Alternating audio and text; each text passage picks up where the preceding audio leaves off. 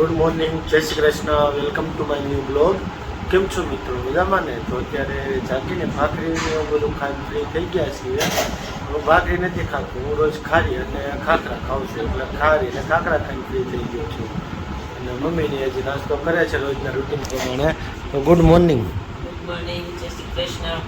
તો મમ્મી નાસ્તો કરે છે હજી. સોનલ જો અત્યારે આજે વરસાદ જેવું નથી, રેનકોટ સકેલે છે. Good morning. ગુડ મોર્નિંગ, જય શ્રી કૃષ્ણ. વરસાદ જેવું છે નહીં, આજ તો સારું વાતાવરણ છે. વરસાદ 4 દિવસ તો બહુ આવ્યો. ભાભી શું કરે છે?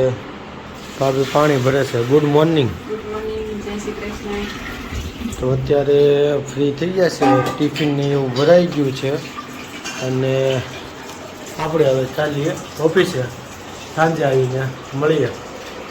તો અત્યારે ઘરે પહોંચી ગયા અને જો 7:30 વાગી ગયા છે અને ઋતુ અને હર્ષિત ને રમે છે. ઋતુ શું આવે છે? હે ગાય. તો આજ ભણવા ગયો તો? તું ગયો તો? શું ભણાવ્યું?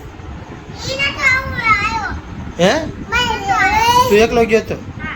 આ કેમ નો આવ્યો? આને કેમ નો લઈ ગયો?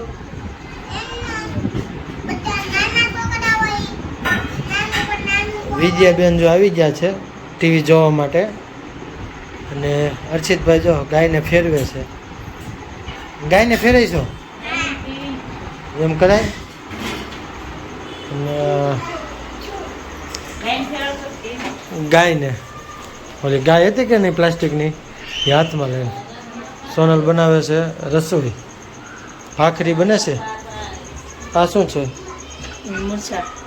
મરચાં ને કંઈક બનાવે છે. આમાં મરચાં મીઠું ને એવું નાખીને કરે છે કંઈક જે કરતા હોય. રોટલી રેડી થઈ ગઈ છે. ભાખરીવાળાની ભાખરી બને છે.